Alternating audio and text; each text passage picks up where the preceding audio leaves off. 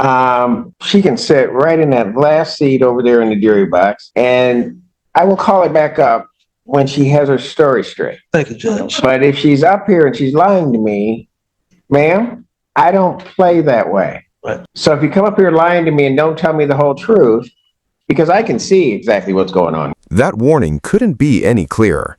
Before anyone even discusses the alleged violations, the judge makes one thing crystal clear: honesty is non-negotiable. In court, a bad fact can often be explained, but getting caught in a lie can completely change how a judge views everything that comes after it. Keep that in mind, because it's about to become the biggest issue in this hearing. Here, I'm not stupid, but if you come up here lying to me, you're going to go. It's really simple. Thank you, Your Honor.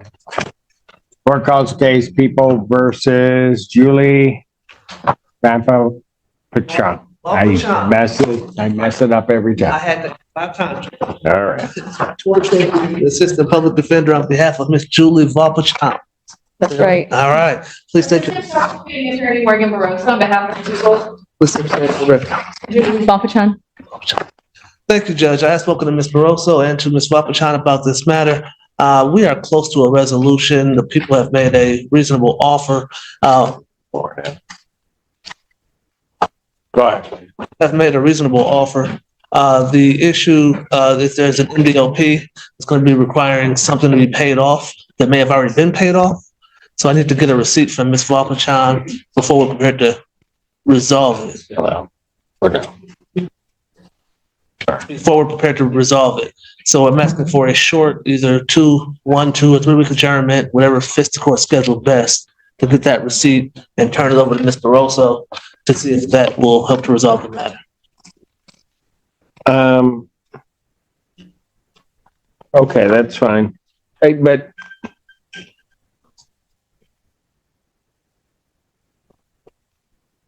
there a reason why she hasn't been going to community corrections? I was sick. I was in the hospital. She missed, she had a court date scheduled for February 14th. That was also. No, I understand that, but she had missed to January 10th, she tested negative. January 19th, she missed. January 22nd, she missed. January 24th, she comes in, test positive for THC. And then she misses February 7th. And then misses February 9th. And according to this, was in the hospital on the 13th through the 15th. Okay. So I understand what the court said. Mr. Allen. She missed several tests. It sounds like in late January into February. And the only test that she then took for that period was positive. So I know she was in the hospital, which is why the February 14th court date was adjourned. Right, I have that one, Right. but she hasn't been testing. Okay. She did indicate that she went to go test today. They did not drop her. They told her to wait till after court. Yeah, because she hasn't been testing. Fair. And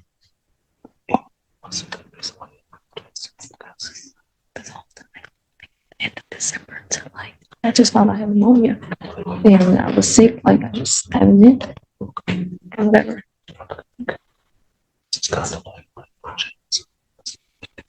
did you read this violation report? I did not, Judge. Because I don't know what's going on with this individual, but the very first conversation, there's a call made to the phone, and it looks like some games are. Notice what the judge is doing here. He's no longer focused only on the missed drug tests. He's looking for patterns. Judges often evaluate consistency, accountability, and whether someone's explanations actually fit the evidence. When the story keeps changing, credibility starts disappearing fast. Have you noticed where this is heading? Being played with community corrections. Okay. And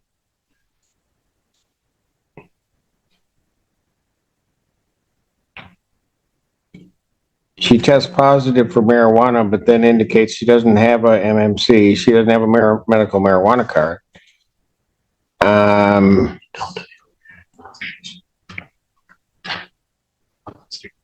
that she was at a party and had 2 marijuana laced cookies.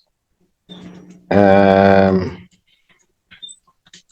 on, and they keep telephoning her, said she was unable to take the test on 119, having to pick up her kids. And she reminded that they were open from 8 a.m. to 4:30 p.m., instructed to report to community correction on January 24th. She did, and that's when she tested positive. She hasn't given any on the February 15th, although the court has them. She didn't give any medical documentation to the 2 community corrections.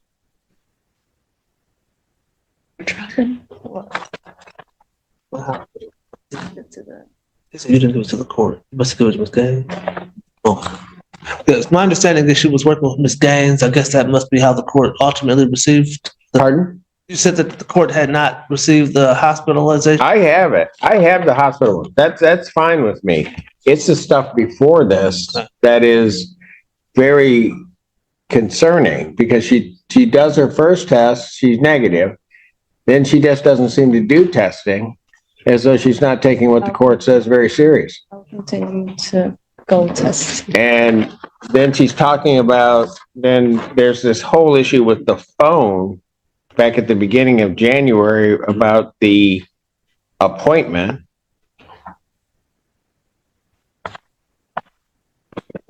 Obviously, I did not. And then she's talking about having to pick up her kids, and that's fine, except they reminded her that that they're open from 8 till 4. Did I go to testing after that like she told me I could go the next day? And I believe I went that day. What day? The day after that I was supposed to pick my kids up. On the 24th. Right. That's the only test you've done. Okay. You have it in front of you? You want to see my copy? Judge, I don't have it in my. I don't, but Thank you. no, I have not been tested.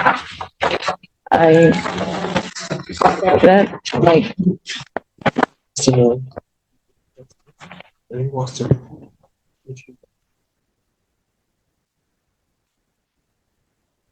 That's on 110. When she reported to community corrections, required the intake. Yes, with the marijuana laced cookies, it appears, Your Honor. That approach. Yeah. So she had the marijuana cookies on which day? It looks like in the report she said on 110. That was after she was arrested. I guess so, Judge. But she just told me it was before she was arrested. So which one is it? before. I don't remember. She doesn't recall, Judge. What? She doesn't know the date. Obviously, Judge, I don't know when she was arrested. She believes it was So right. tell me about the phone. Because see, I have a feeling you're playing games with me. I don't know anything about no phone. I don't remember.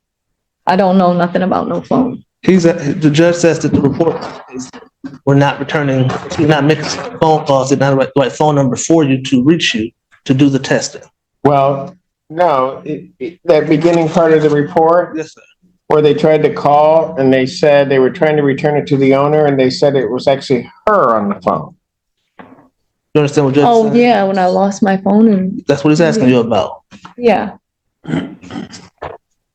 I had lost my phone and I was getting it back from the person. That's what he's asking you And about. they said that person said somebody called me or something like that, and So Judge is asking you about the phone. When did you lose your phone?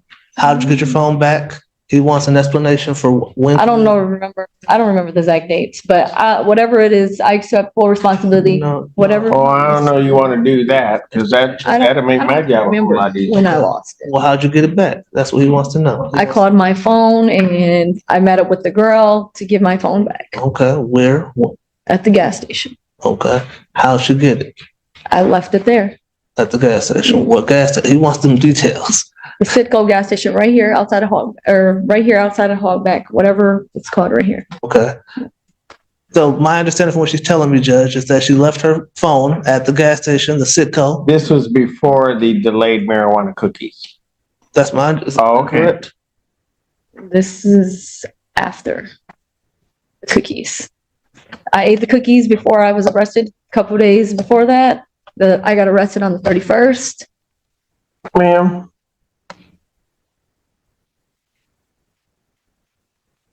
You have laced cookies.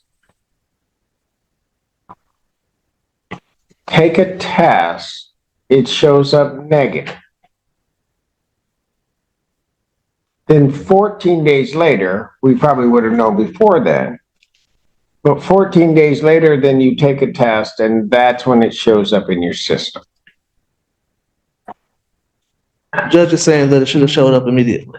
That's what he's suggesting. Okay. So he wants to know how is that possible? I don't know. Was there another slip? That's what he wants to know. No. Were you around someone who could have been? Okay, look, here's the thing. Mr. Feaster, I realize you may be at a slight disadvantage because you don't have the report in front of you. Judge. I'm going to give you my copy of the report. This is a pivotal courtroom moment. Instead of ruling immediately, the judge gives the defense attorney time to review the report and straighten out the facts. That's actually a fair procedural move, but it's also a warning. The next version of the story had better match the evidence because the judge has already made it clear he isn't buying contradictions. She can sit right in that last seat over there in the jury box, and I will call it back up when she has her story straight. Thank you, Judge. But if she's up here and she's lying to me, ma'am, I don't play that way. Right. So if you come up here lying to me and don't tell me the whole truth, because I can see exactly what's going on here. I'm not stupid. But if you come up here lying to me, you're going to go. It's really simple.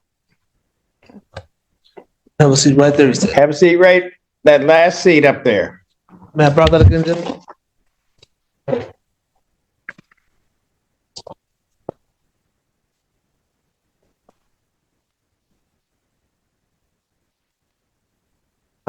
Two o'clock block already? No, I'm going to take a break. Benson, why'd you go like, what do you have? I was told to be here by Queen Anne. Okay, then just sit there. The queen hasn't released you. I have two to substitute in for Reggie. You got someplace to go? Yes. No, he doesn't. I'm going to grant the motions. So if you want to go, go. And can I leave? Court's going to stand in brief recess about just 5 or 10 minutes. All rise. Court recalls the case of the Mr. Feaster here. People versus Julie Vachan, I think. Ready again, Judge Torshell Feaster, Assistant Public Defender, on behalf of Ms. Julie Vachan. And to my right at the podium, please take your name again for the record. Julie Vachan. Thank you, Jeff, for giving us the opportunity to pass this matter so I could get a copy of the report and review it. I did talk to Ms. Barroso about this report. Our office did not receive a copy of it, so I did not have it. We didn't have it, so I apologize for that, Judge. No, it's okay. In going through the report with Ms. Vachan, I do have some corrections, clarifications to the information I was providing previously, Judge. She did. Oh, so now she's going to tell the truth. Yes, Judge. Yes, Judge. Go ahead. Thank you, Judge. She did lose her phone at the Sunoco gas station at 3891 Platte. About 17, just Is the Sunoco? the Sunoco. Not the Citco. Sunoco, right? Whatever the one's right outside of here. Sunoco, I believe, is what she believes it was, Judge. She says that that phone was recovered prior to her first meeting with Community Corrections when she got her phone back on 1/9 of 2024. She went to Sunoco. She paid $100 to a black female who had her iPhone 10. That phone did subsequently break. she took it and had it repaired or replaced at the iPhone store at Briarwood. She said when she did report on the 10th, per the report, Judge, she indicated to community corrections that she did have a marijuana cookie, 2 marijuana cookies. And so she indicated that she didn't know she was going to be positive. And that's when she said, what do I do when my test comes back positive? However, that apparently did not metabolize in her system at the point of that test, but she thought that first test would have been positive, Judge. Okay, so the cookies now appeared on the 10th. Yes, Judge. It happened the day before her reporting, Judge. So I guess that would have been the 9th, reported on the 10th. Go ahead. Okay. She indicated since that time, she has in fact been using marijuana, and that is why she has failed to make her testing dates, Judge. She indicates that she knew she was going to be positive on the 10th from the cookie, and she knew that subsequently she'd be positive from actual smoking of marijuana. So she missed those. And just like that, the entire defense strategy changes. Instead of denying the marijuana use, the defendant admits she kept using it and intentionally skipped testing because she expected to fail. Believe it or not, admitting the truth at this stage may help more than continuing a story the judge already doubts. The question is, has the damage already been done? Test until she actually went in on 124 and tested and did have that positive result. She indicated that her last time smoking would have been 2 days ago on Tuesday, the 27th, Judge. She indicates that she does not have an addiction and that she can stop smoking, but that she had not stopped at this point, and that she takes responsibility. She apologizes. She sees how serious this is. And she wants Hold on a moment. I need to go back to the 9th. Okay. He had the cookie when? It would have been the day, either the 8th or the 9th. The party would have been, she believes it was the Friday, January the 9th, I believe that date was, she indicated, at her friend's party.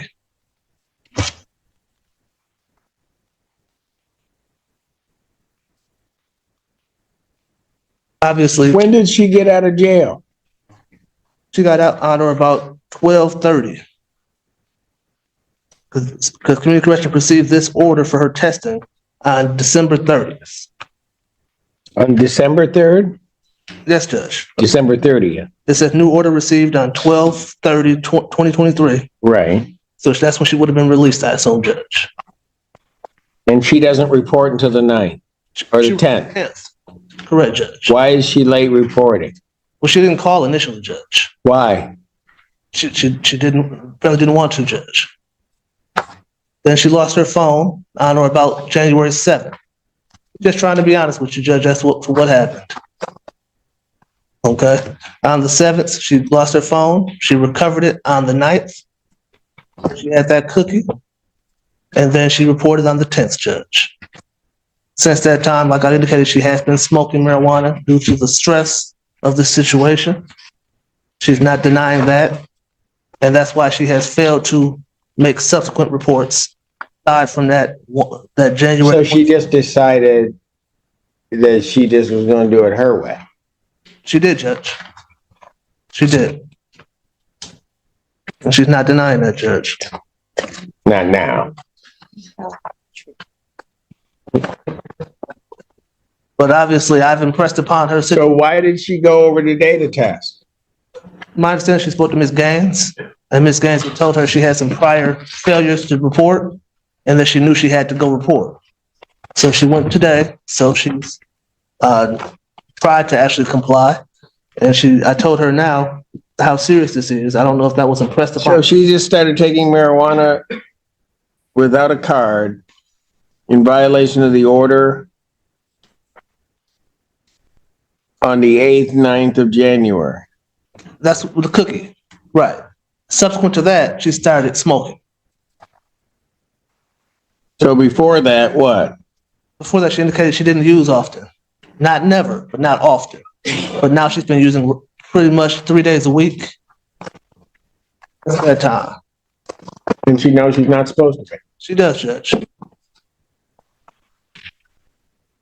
You understand? Something that she's not denying now. She was scared, and now that she has two small children, she has a full-time job. She didn't want to lose her job, didn't want to have difficulty with her children. Understands now, she just can't do it. She doesn't have a medical marijuana card. She has no excuse, and she knows that Your Honor's not playing about marijuana, not playing about following court orders. And she indicates that she is given the Well, opportunity. it's the court, and I'll tell you, it's the court gave her an order. Yes, Judge.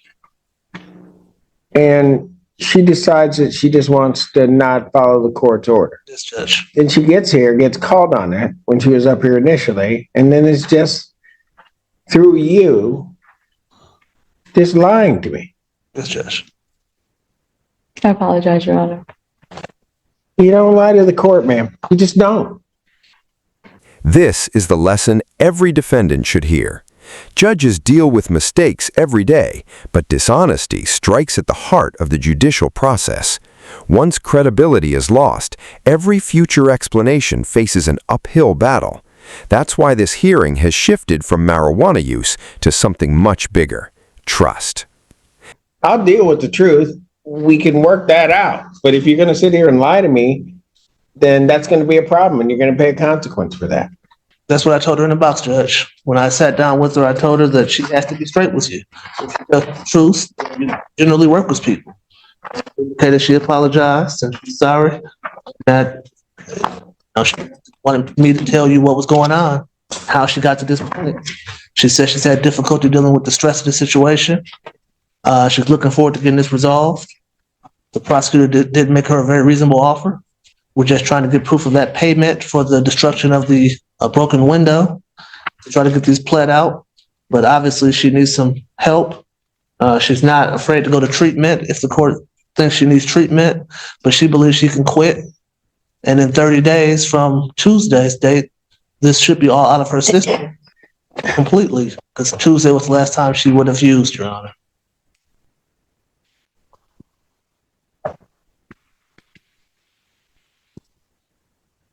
But she did, the 27th. was She last- just kept doing it. Yes, Judge. That's the problem. And the problem is, had she left here today, she would just continue doing it and continue violating this court's order. Yes, Judge. And quite frankly, her promise doesn't mean anything to me. Understood. It just doesn't. Had she taken the test, say, this is why I'm doing it, At this point, the entire direction of the case has changed. This is no longer just about missed drug tests or marijuana use. It's about credibility. In virtually every American courtroom, especially during pretrial release or bond supervision, judges expect strict compliance with court-ordered conditions. Missing tests is typically treated the same as failing them because the court cannot verify compliance. But what really caught the judge's attention here was the repeated inconsistency in Julie's explanations. Once a judge believes a defendant is being less than truthful, every future statement is viewed with greater skepticism. Defense counsel did the right thing by pausing the hearing, reviewing the violation report, and encouraging complete honesty, but rebuilding credibility in court is extremely difficult once it's lost. What do you think? Should the judge focus more on the admitted marijuana use, or was the dishonesty the much bigger problem? failed a test, that's one thing. But she just decides that she doesn't have to take the test, takes the test, then decides she doesn't have to want to take the test, just continues using. Yes, Judge.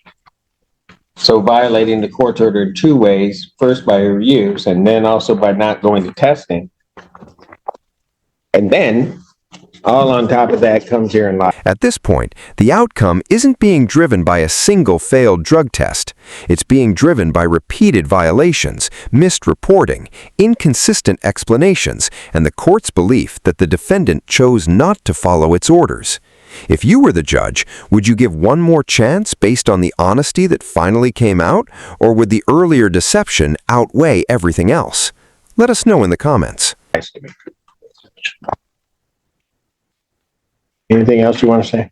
To her credit, she did eventually come forth and tell Your Honor the truth. She's came clean with me about what's going on and how we got in this situation. She acknowledges that she might have a problem because managing her stress, she's been unable to not use marijuana. And so she acknowledges that and is willing and ready to seek treatment, Your Honor.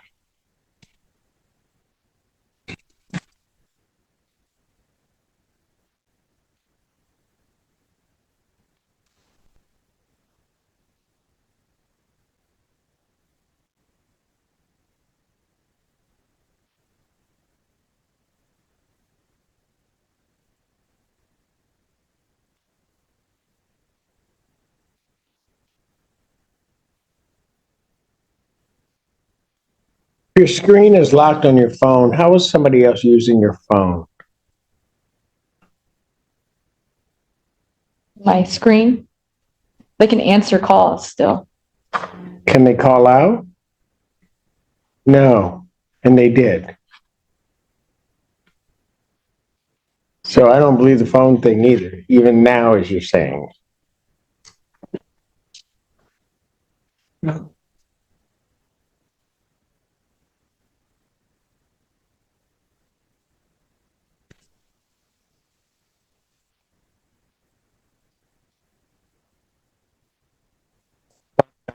Adjourned to March 7th, this week, 2024 at 9 a.m. Young lady, you're gonna have to figure out how you want to do this. You're here on a DV charge or DV type charge. You got resisting and obstructing. You're not following the court's rules. Has her 9mm handgun been surrendered? Yes. Yes, Judge. And she indicates that the window has been paid for, that was broken in the incident. You gotta follow the rules. And the most important thing is you don't lie to me. Understood, Judge. Defendant's bond is revoked pending a hearing on March 7th. Defendant's remanded. Thank you, Judge.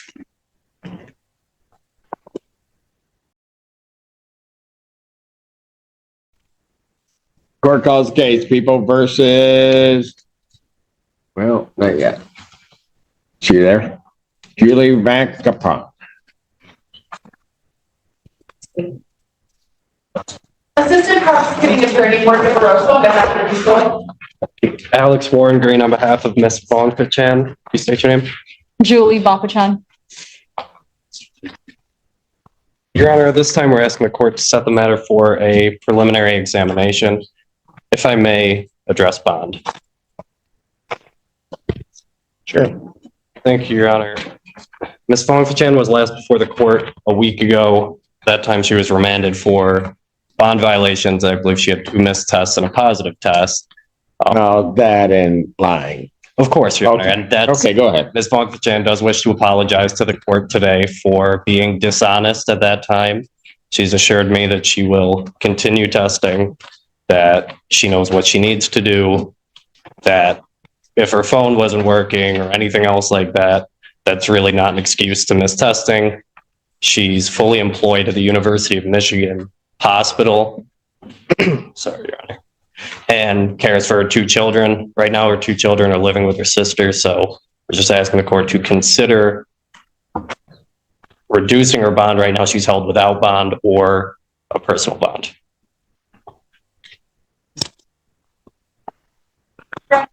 I'm sorry. Go ahead. If her children are living with her sister, then I'm really concerned because I do have note that she called the victim 41 times. And my understanding was the only reason to Excuse contact me? the victim was to have contact with the children. So if the children are not with the victim, then I am concerned. Okay, hold on. So My sister. the Daniel Gray, I have listed as the victim. Correct. Found the street.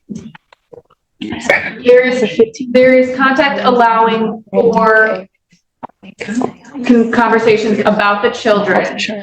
That was my understanding of the bond conditions. So if the children are with her sister, I see no reason for her to have contact with the victim. Well, the conditions that I have is that the only communication that would have been allowed with the victim regarding the children would have been by text. There have been 41 phone calls.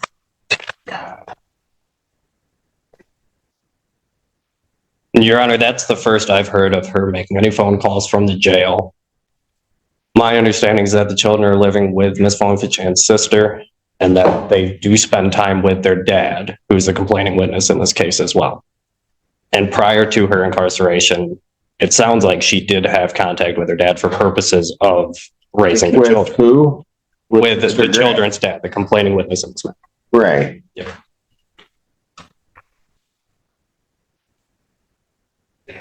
That's 41 calls this week? 41 calls since she's been taken into custody. That's Oh, dear God. Some conversations, we never argued or anything, it's just straight about the kids.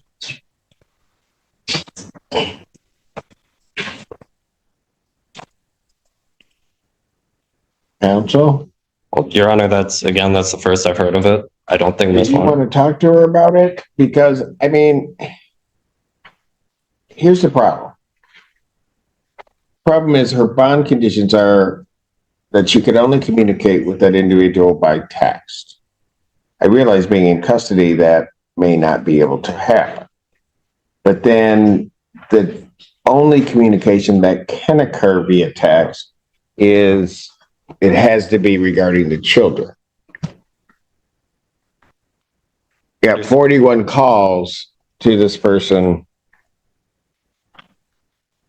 I have 41 calls to this person and then find out that the person that would be caring for the children is not this person, is not the victim. That's a problem. Just on the face of it, it's a problem. I understand that, Your Honor. And I know Ms. Vachan's primary. I hate to do concern this is to the for sheriff's children. department. Why don't, because theoretically, she may have been released, but this throws a whole new light on everything because she hasn't been doing any, I mean, she's just making her own rules, which is really part of the problem with how she got herself in, outside of lying to me. And now, and not following her bond conditions. And then now I got another one, potential. So let me do this.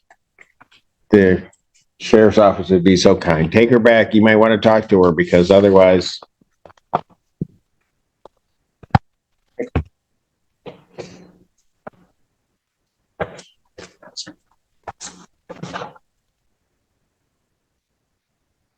And he's not coming out. No. No. Who? Okay, but Seal's not coming out. Correct. Court does call the case of People versus Marshall Seal. Andrew Childers, concerned on behalf of the people. Brown, Deputy Chief Public Defender, appearing on behalf of Mr. Seal. Your Honor, I believe that Mr. Seal refuses to come out, so I can't do anything. Your Honor, I understand he has a very busy social schedule in the jail. Sure. He wanted to squeeze you in. If we adjourn this, I'm sure he can clear his schedule. Okay, that's what I'll do. I'll adjourn it. Just for the record, the clock isn't started. Correct. He needs to be here before I can do anything. Right. So probable cause, March 28th, 2024, 9 a.m. Thank you, Your Honor. Bond continued. I'll speak to the social secretary right. You do that.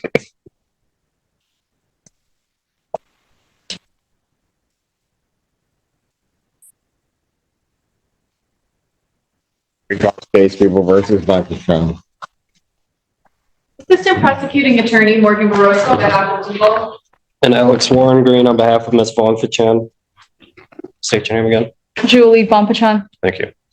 Your Honor, I had an opportunity to speak with Ms. Vaughn Fachan. I addressed the phone calls with her. And, you know, Ms. Vaughn Fachan doesn't deny calling the complaining witness in this matter.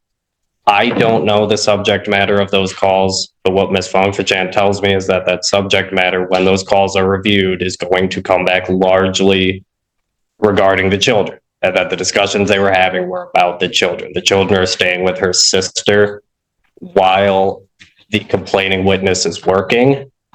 That is filling the void left by Ms. Vaughn Fachan being in custody. Before Ms. Vaughn Fachan was in custody, the children would stay with her while the complaining witness worked, and when he wasn't working, would stay with him. So that arrangement is the same. It's just that Ms. Vaughn Fachan's sister is taking care of the children while the complaining witness is at work. So again, I don't know the subject matter of those calls. What Ms. Vaughn Fachan tells me. And you don't know from the people, you don't know the subject matter of the calls. Your Honor, when I saw 41 calls, I was under the impression that they would be related to the children, but that doesn't eliminate my concern. I know. And I'm also concerned that her representation is largely related to the children, which to me leaves room for an understanding that there's other things being discussed as well. And Your Honor, what Ms. Vaughn Fachan tells me is that none of their communications regard the case. None of them are communications regarding what the complaining witness should do or can do or may do. It's nothing to do with that. Okay, I get that. But all that does is stop additional charges. Right? Of course. Or that goes to whether or not there would be additional charges coming from the prosecutor's office. They don't go to what is another violation of the court's order. I mean, just the call itself. I mean, I could even understand if there were a few calls regarding the kids because she can't text because of the position that I can get that. 41? That's a large number of calls, Your Honor. I understand the question. And here's my other problem. And this is the problem that people have when they come before me and they lie. You lie to me, then it's hard for me to believe anything that you're saying. And so if you're saying you're calling regarding the children, are there calls to her sister at least? I have not checked. We don't have the sister's phone number because Got it's it. not in the police report.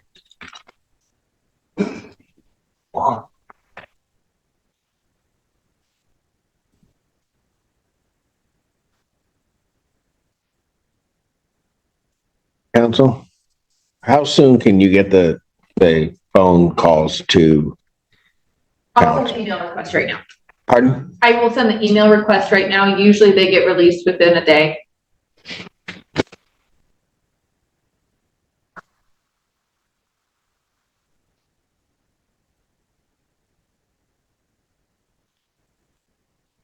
Well, during the probable cause out 1 week.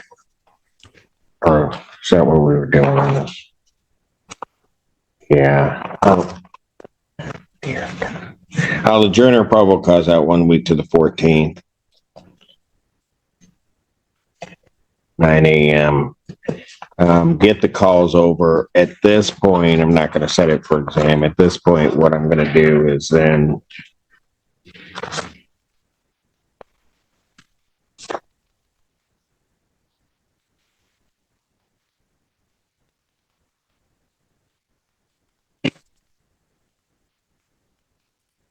let's do it this way. You wanted it set for exam, correct? That is correct, Your Honor. All right. I'm going to give you a probable cause date on the 14th to try to address her bond to see if we can get her out of custody without some other thing happening.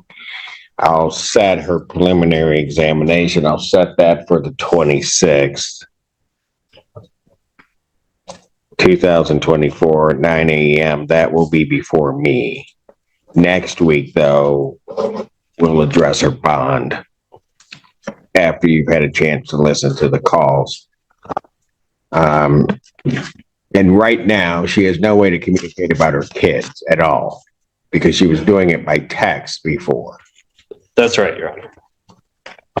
And at least pending the hearing next week, her phone privileges, defendant's phone privileges in their entirety are revoked. Just keep making it worse.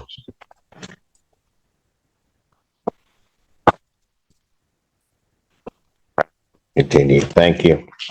This hearing is a perfect example of how courtroom outcomes often depend on much more than the original criminal charge.